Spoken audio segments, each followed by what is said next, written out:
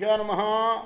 శ్రీ మహాగణాధిపతయే నమః. శ్రీ సరస్వత్యై నమః. భక్తులారా, వ్యాసపూర్వక్త మహాభారత ఇతిహాసం యథాతథంగా చెప్పుకున్నాం. ప్రతి శ్లోకం దాని అర్థం. ఇందులో భాగంగా ఇంతకుముందు వరకు మనం ఆది సభ అరణ్య విరాట ఉద్యోగ భీష్మ ద్రోణ కర్ణ శల్య సౌప్తిక స్త్రీ పర్వాలనే 11 పర్వాలు పూర్తి చేసాం. 18 పర్వాల్లో 12వదైన శాంతి పర్వంలో కూడా 53 అధ్యాయాలు పూర్తి చేసి 54వ అధ్యాయంలోని 20వ శ్లోకం వరకు చెప్పుకున్నాం. ఈ రోజున 21వ శ్లోకం నుండి కొనసాగిద్దాం. కొనసాగించే ముందు వ్యాస భగవాను ప్రార్థన చేసుకుందాం. వ్యాసాయ విష్ణు రూపాయ వ్యాస రూపాయ విష్ణవే నమో వై బ్రహ్మనిధయే వాసిష్ఠాయ నమో నమః. నారాయణం నమస్కృత్య నరం చైవ నరోత్తమం దేవీం సరస్వతిం వ్యాసం తతో జయముధీరయేత్. సమర్థ సద్గురు సాయినాథ్ మహారాజ్ కీ జై.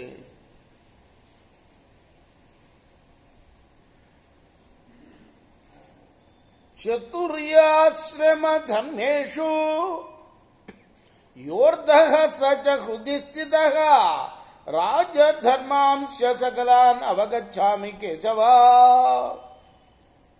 భీష్ముడు అడుగుతున్నాడు, కేశవ, 4 ఆశ్రమాలకు చెందిన ధర్మాల అర్థం అంతా కూడా నా మనసులో నిలిచి ఉందయ్యా. రాజధర్మాలన్నీ కూడాను నాకు గుర్తుకొచ్చాయి. యచ్చ యత్ర చ వక్తవ్యం తద్వక్ష్యామి జనార్దన తవ ప్రసాదాబ్ది శుభా మనోమే బుద్ధిరావిశత్. జనార్దన, ఎక్కడ ఏది చెప్పాలో చెప్తానయ్యా. నీ అనుగ్రహం వల్ల నా మనసు శుద్ధి అయింది.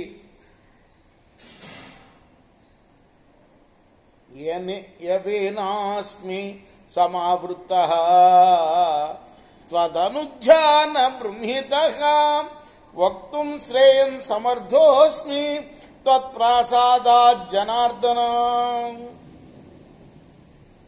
నిన్ను సతతం ధ్యానించడం వల్ల నేను యువకుడిగా మారిపోయానయ్యా. నీ అనుగ్రహం వల్ల శ్రేయస్సును గురించి చెప్పడానికి శక్తున్నయ్యాను. స్వయం కిమర్థంతు భవాన్ శ్రేయో న ప్రాహ పాండవం కింతే వివక్షితం చాత్ర దదాసు వద మాధవ. మాధవ, స్వయంగా నువ్వే ధర్మరాజుకు శ్రేయస్కరమైన దాన్ని ఉపదేశిస్తే బాగుండేది. మరి నన్ను చెప్పమనటంలో నీ ఉద్దేశం ఏంటయ్యా? ఏమి ఆశించి నన్ను చెప్పమన్నావు నువ్వు? అది చెప్పు. వాసుదేవ ఉవాచ యశసః శ్రేయస్సేవ మూలం మాం విద్ధి కౌరవ మత్తః సర్వేభి నివృత్వా భావ సదాత్మక. అప్పుడు వాసుదేవుడు చెప్తున్నాడు, కృష్ణ భగవానుడు, యశస్సుకు శ్రేయస్సుకు కూడా మూలం నేనే అని తెలుసుకో భీష్మ. సత్తు అసత్తు రెండింటికి సంబంధించిన భావాలన్నీ నా ఉండే ఉద్భవిస్తాయి. సీతాంశుశ్చంద్ర ఇత్యుక్తే లోకే కో విస్మయిష్యతి తథైవ యశసా పుణ్యే మైకో విస్మయిష్యతి. చల్లటి కిరణాలు కలవాడు చంద్రుడు అని చెబితే ఎవరు ఆశ్చర్యపోరు కదా.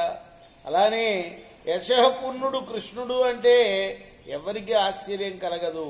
అధేయంతు మయా భూయ యశస్తవ మహాద్యుతే తతో మే విపులా బుద్ధి త్వయి భీష్మ సమర్పిత. ఓ మహాతేజస్వి, నేను నీకు యశస్సు కల్పించదలిచానయ్యా. అందుచేత నా బుద్ధిని నీలో ప్రవేశపెట్టా. అంటే నీకు కీర్తి రావటం కోసం నీ ద్వారా నేను చెప్పిస్తున్నా. నీ బుద్ధిలో నేను ప్రవేశించాను. అది అడిగాడు కదా భీష్ముడు, ఎందుకయ్యా నువ్వు నా చేత చెప్పిస్తున్నావు? ఏం ఆశించి చెప్పిస్తున్నావు అంటే, నేను ఇదిగో ఇది ఆశించి చెప్పిస్తున్నా. నీకు యశస్సు కలగాలని నా ఆశ. దానికోసం నీ బుద్ధిలో నేను ప్రవేశించి నీ చేత చెప్పిస్తున్నానయ్యా. యావద్ది పృథివీపాల పృథ్వీయాం స్థాస్యతి ధ్రువ తావత్తవ అక్షయా కీర్తి లోకాన అనుచరిష్యతి. రాజా, ఈ భూమి నిశ్చలంగా నిలిచి ఉన్నంతకాలం నీ కీర్తి అక్షయమై లోకాలన్నిటా వ్యాపిస్తుందయ్యా. యచ్చత్వం వక్షసే భీష్మ పాండవాయాను పృచ్యతే వేద ప్రవాదైవతే స్థాస్యతే వసుధాతలే. ఓ భీష్మ, ధర్మరాజుకు నువ్వు చెప్పేదంతా కూడా ఈ భూమిపైన వేదవాక్కులాగా స్థిరంగా నిలిచిపోతుంది. యశ్చైతేన ప్రమాణేన యోక్షత్యాత్మానమాత్మన సఫలం సర్వపుణ్యానాం ప్రేత్యచాన్ అనుభవిష్యతి. ఎవరైనా ఏ స్థాయిలో ఆత్మను బుద్ధిలో ప్రవేశపెట్టి ప్రవర్తిస్తే అతడు మరణించాక సర్వ పుణ్యాల ఫలాన్ని అనుభవిస్తాడు. ఏతస్మాత్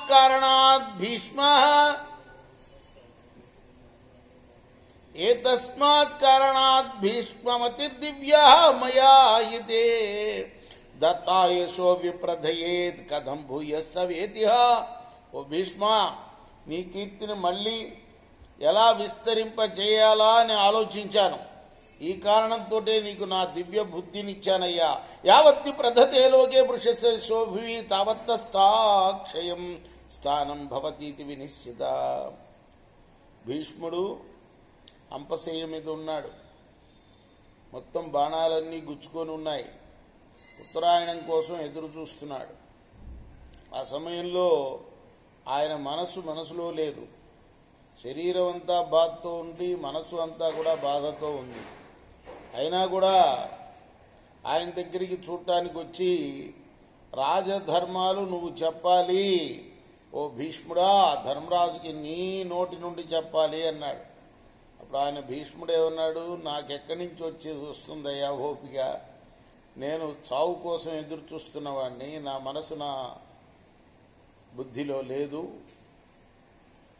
తర్వాత నా శరీరం కూడా నాకు సహకరించదంటే అవన్నీ నేను ఇస్తున్నా నీకు అని చెప్పి, సరే సాయం సంధ్యా సమయం అయింది, ఆ రోజుకి వెళ్ళిపోయారు అందరు వచ్చిన వాళ్ళు. మరుసటి రోజు వచ్చి భీష్ముడికి మరుసటి రోజు వచ్చినప్పుడు అందరూ కలిపి వచ్చారు, కృష్ణుడు పాండవులు అందరూ. వాళ్ళకి భీష్ముడికి జరుగుతున్న సంభాషణ అన్నమాట ఇది. భీష్ముడు అంటున్నాడు, ఇదంతా అడుగుతున్నాడు, ఎందుకు నా చేత చెప్పిస్తున్నావంటే నీకు కీర్తి రావాలని తెప్పిస్తున్నానయ్యా. యావద్ది ప్రధతే లోకే పురుషస్య యశోభివి తావత్త సాక్షయం స్థానం భవతీతి వినిశ్చిత. మానవుడి యొక్క కీర్తి భూమి మీద ఎంతకాలం నిలుస్తుందో అంతకాలం అతనికి అక్షయమైన స్థానం లభిస్తుందయ్యా. రాజానో హత శిష్టాస్వాం రాజన్నభితి ఆసతే ధర్మాన ఆ ధర్మాన్ అనుయుక్షంత తేభ్య ప్రభు హి భారత రాజా. హతశేషులైన రాజులు నీ చుట్టూ చేరి ఉన్నారయ్యా. అంటే చనిపోగా మిగిలిన వాళ్ళు, యుద్ధంలో చనిపోగా మిగిలిన వాళ్ళందరూ కూడా నీ చుట్టూతూ ఉన్నారు. నిన్ను ధర్మాలను గురించి ప్రశ్నించాలనుకుంటున్నారు. ఆ ధర్మాలకు వారికి చెప్పు, ఆ ధర్మాలని. భవాన్ హి వయసా వృద్ధ శృతచార సమన్విత కుశలో రాజధర్మాణం సర్వేషాం అపరాశ్చయే.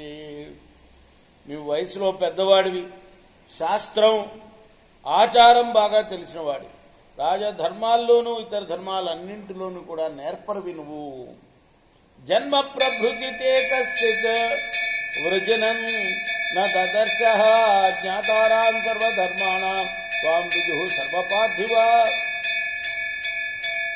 పుట్టిన దగ్గర నుంచి ఇప్పటిదాకా నువ్వు ఏ పాపము చేసి ఎరగవయ్యా. సర్వధర్మాలు తెలిసిన వాడివని రాజులందరూ నీ గురించి చెబుతారు. తేభ్య పితేవ పుత్రేభ్య రాజన్ బ్రూహి పరం వనయం ఋషియశ్చైవ దేవాశ్చ త్వయా నిత్యముపాసిత తస్మాద్వక్తవ్యమే వేదం త్వయావశ్యమశేషత. తండ్రి ఏ విధంగా కొడుకులకి ధర్మాన్ని చెప్తాడో ఆ విధంగా ఇప్పుడు నువ్వు పరమధర్మం అంతా కూడా ఇక్కడ ఉన్న వాళ్ళందరికీ చెప్పు. నువ్వు నిత్యము కూడా ఋషుల్ని దేవతల్ని ఉపాసిస్తావు, అంచేత నువ్వు ఏది మిగిల్చకుండా అన్ని ధర్మాలని వీళ్ళకి చెప్పు. ధర్మం శుశ్రూషమాణేభ్య పృష్ఠేన చ సతా పునః వక్తవ్యం విదుషా చేతి ధర్మమాహూర్మనీషిణ. ధర్మం వినాలని ఎవరైనా అడిగితే, ముఖ్యంగా వారు గనక సత్పురుషులైతే తప్పక ధర్మాన్ని చెప్పాలి. అని బుద్ధిమంతులు చెప్తారు. అప్రతిబ్రువత కష్ట దోషో హి భవిత ప్రభో తస్మాత్ పుత్రైశ్చ పౌత్రైశ్చ ధర్మాన్ పృష్టాన్ సనాతన విద్వాన్ జిజ్ఞాసమానైస్త్వం బ్రభుహి పరసర్షభ. అలా చెప్పకపోతే దోషం కలుగుతుందయ్యా. అందుచేత కురుత్తమా, తెలుసుకోవాలనే కోరికతో పుత్రులు పౌత్రులు అడిగినప్పుడు సనాతన ధర్మాలన్నింటినీ కూడా నువ్వు ఉపదేశించు వాళ్ళకి అని కృష్ణుడు భీష్ముడికి బోధ చేశాడు. ఇది శ్రీ మహాభారతే శాంతి పర్వని రాజధర్మానుశాసన పర్వని కృష్ణవాక్యే 450తమోధ్యాయ. ఇది వ్యాస మహర్షి రచించిన మహాభారత ఇతిహాసంలోని శాంతి పర్వంలోని 54వ అధ్యాయం. రేపు మనం 55వ అధ్యాయాన్ని చెప్పుకుందాం. కృష్ణార్పణమస్తు. సాయి కృష్ణార్పణమస్తు. స్వస్తి ప్రజాభ్య పరిపాలయంతాం న్యాయేన మార్గేణ మహిమీషా గోబ్రాహ్మణేభ్య శుభమస్తు నిత్యం. లోకాః సమస్తాః సుఖినో భవంతు.